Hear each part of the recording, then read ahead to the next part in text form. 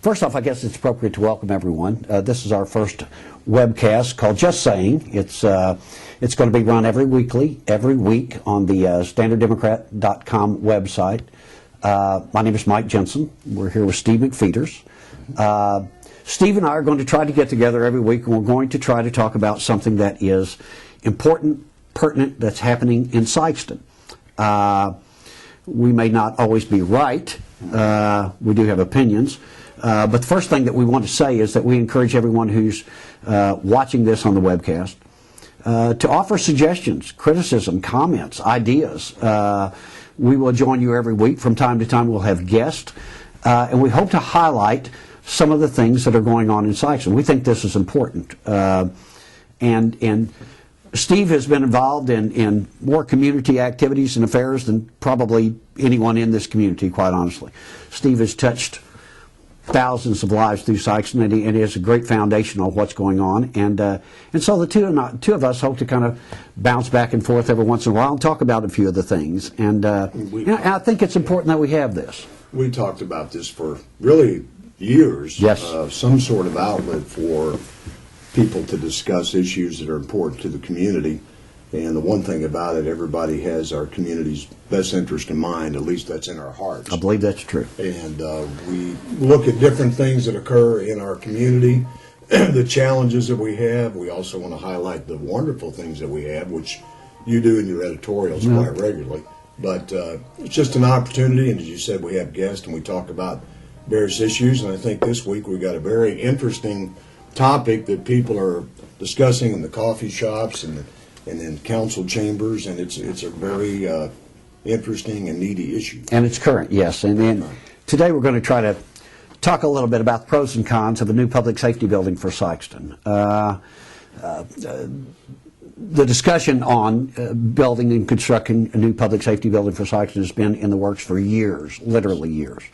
By way of background, I guess everyone in Sikeston knows that the public safety headquarters right now is located in what was originally the United States Postal Service office in downtown Sikeston, post office. You got to be old to know that. Absolutely. Well, and the plaque on the side of the building says that building is next year about to celebrate its 100th anniversary. Right. It was used for 50 years as a post office, and then for the past 50 years it's been used for city hall, city court, city administrative buildings, and now the public safety building. Right. And there is absolutely universal agreement that it's outlived its usefulness.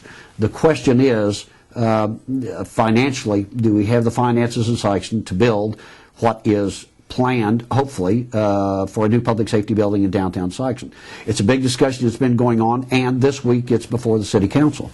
And it's everybody understands the need for it. No question about it. And we know all of our council people have the community's best interest in mind. It always comes down to money. Always. What you can afford, and of course the need is defined very clearly.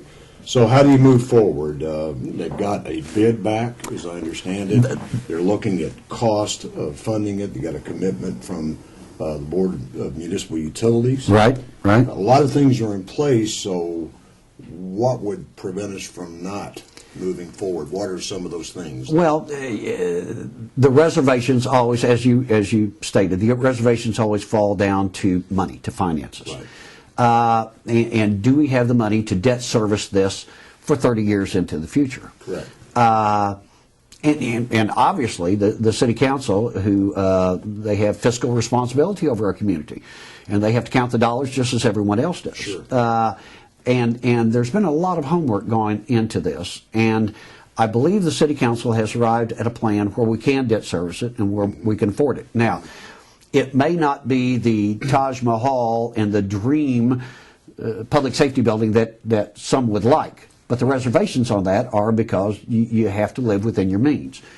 But what is planned and what is proposed is an excellent, modern, well-equipped public safety building. And you know, as I said in the editorial Sunday, every community deserves a well-trained and well-equipped public safety department. It's made a difference here. Sikeston, no exception, no question about it. It's made a difference. And you know, in an ideal world, you would love to say that you know, maybe we don't need as many officers because we don't have that many issues. But that's not the case. We currently have about 80 public safety personnel operating out of a building that is designed for less than half of that. They're taking files, and important files too. These are not casual files like you might keep at a newspaper office, but important files, and we're storing them at various locations throughout town. We need a central location, and it's time. It's time. And you know, we hope the city council can come up with an agreement that everyone can arrive at that can fund this new facility. The main components, I understand it, and I'm asking you these questions. The bid on the building came in like under $5 million. 4.6. Came in at about 4.6, right? So rural development has committed 4% interest for 30 years. Right. On the building. BMU is part of community development plan. Looking forward, they've committed $250,000 a year. Yes, to partner with the city to help fund economic development, which frees up taxpayer funds to help provide the funding for this facility. And the point you made on rural development funding is an extremely important one. We have an opportunity, if there is anything out there such as cheap money right now that you can borrow, this is indeed cheap money that you can borrow long term. It's as if we have a very narrow window of opportunity here from a lot of standpoints. But what is constant is that the need is always there, and it increases. So, and these are tough economic times, and the revenue from taxation is declining. Correct. You look ahead, and you can't really see when a recovery is going to take place. So it seems like you either put things on hold or you have faith that things are going to get a little better. Right. It's going to take a while. This no question about it. Bad recession we've been in, right? Like we've never seen before. But it seems to me if we don't do it now, then when? Or will we look back years later and go, we had the opportunity, and that building that they're in now is just, I understand, almost falling down. It is. It's outlived its usefulness. I mean, the United States Postal Service abandoned that building in 1964 and dedicated the new post office. And it's ironic that we say new post office that's 50 years old, but in 1965 when Lyndon Johnson was president. And there are some who make the argument that why do we need this new facility in a community with a declining population? And we have seen declining population in Sikeston for the past 25 years. The aspect that we haven't seen a decline in necessarily is criminal activity. Right. So, like it or not, and none of us like it, we still have bad guys in our community, and that still takes a well-trained and a well-equipped public safety department to address that crime. And I wish that weren't the case. Mm-hmm. But it is what it is what it is. And the reality is we have to have that. And in order to facilitate that, we have to have a facility in which they can operate that is well equipped, well managed, and is up to date. And that's not the case right now. And if you could get everyone to agree on whatever that final figure is, right, what that final space need is, and all the stuff that goes with it, the message that it sends, I think, we have a brand new, nice BMU building sitting squarely downtown. Yes. If we build a DPS building that is going to serve the needs for many, many years to come, right, people from the outside and maybe people from the inside say, this is a good place to invest. I may want to put an apartment building, a retail store, and we got to think beyond retail. Yes, yes. Offices, absolutely, whatever it is. This would be very inviting, I think, to people to see that new BMU building, the new DPS building. Yes, and yes, it would yes. create, I believe, economic activity in addition to serving the police department really well. I agree well. And perception and reality are two interesting aspects, as we've talked a lot of times. We have a beautiful SAHEC facility just north of Sikeston. We have Three Rivers getting ready to construct an enormously beautiful building on the south end. Sikeston Housing Authority just last week moved into a brand new, beautiful facility. And BMU, as you said, is just an anchor that is just beyond our imagination. I think it's wonderful. To put a public safety building adjacent to that BMU, to give not only the reality but the perception that we are going and we are growing, I think it's important. And and there are several ways that you attempt to stem a population loss, and one of those is that you just continue to grow and you progress, and I think this is an important step in that. School system, and that'll be another discussion, I'm sure, Yes. for another day. But school system has needs as well, and no one can argue that that's not an important ingredient in a community. Our hospital is expanding, and these are all positive signs, and we have to continue this momentum to try to keep our young people here and to hopefully to bring some people back here. And we are on still on a high from our basketball team, Oh, absolutely. football team, and how those kids showed us what leadership is about. It is. That's true. In a blended community. Absolutely. They did it Absolutely. as Yeah. well as anybody. So when you look at this opportunity with the new DPS station, if there's any way it can be done, even if it's a stretch, I just don't know how we can not do it. Well, and the point that you made earlier, which is, I think, something that I've said in editorials perhaps, and that is, if not now, when? If you could have set 10 years ago and made the argument that we don't have the finances to afford it. You can make that argument today if you want to. I believe 10 years from now you could probably still make that argument that we'll never be able to afford it. And if we continue at a pace where we simply wait until the funding is secure and available and guaranteed, we may never build it. And I'd hate to think of what happens if we don't. Is the community ready to take a leap of faith and make sure this gets done? And I think we have to. I do too, and you've mentioned the word faith, and I think that's a large part of it. You also mentioned basketball team and football team as well. Tremendous success, and I think those coaches in high school have kind of taught us something, and that is that you succeed not just by working hard. Right. That's a given. But you succeed by working hard as a team, as a unit, as a community. And I think that we can take that lesson and build it around the entire community. We all have to be a part of the solution, and we all have to work hard at it, but we all have to work hard at it together. Right.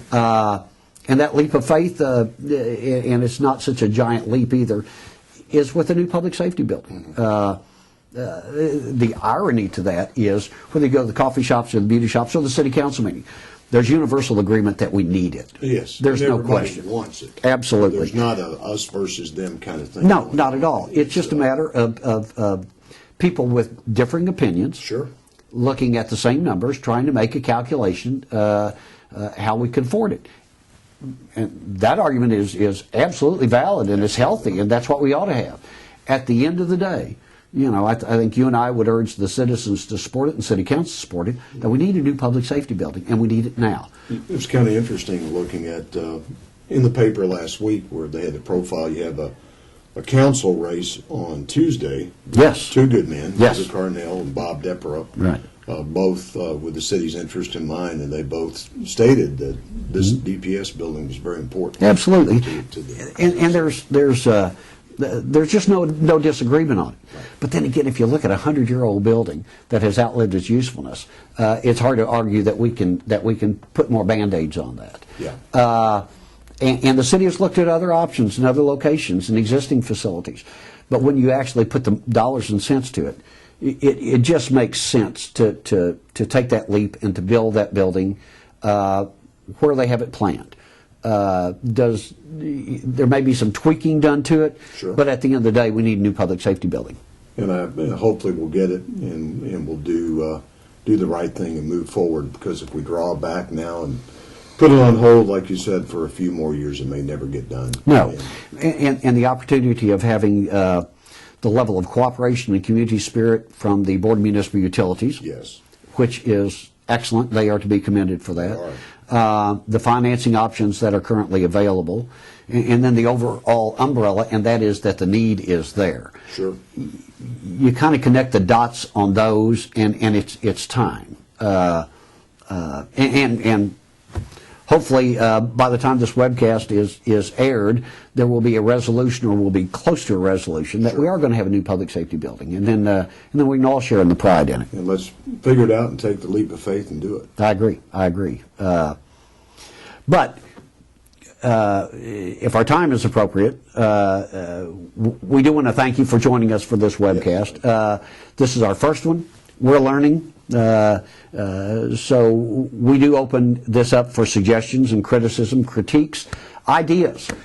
We want to talk every week about something that's important in our community. But it doesn't need to be Steve and I talking about it. We want to create a dialogue where we all have some level of involvement in it. So we encourage you to go to the Standard Democrat website, share your opinions with us.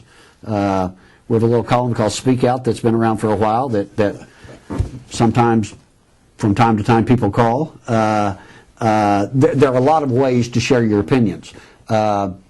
This is just another avenue, and we encourage that. And this is our community, and the good, bad, and all combined together. And you all know that if we do stuff together, we can get a lot done. That's been proven, and hopefully we can create a dialogue that will end up with some great ideas of things we can do. I hope so. That's our goal. We'll see what happens. Join us next week. We'll have another webcast. We're not sure what the topic is. Why don't you give us some suggestions? Thank you for joining us.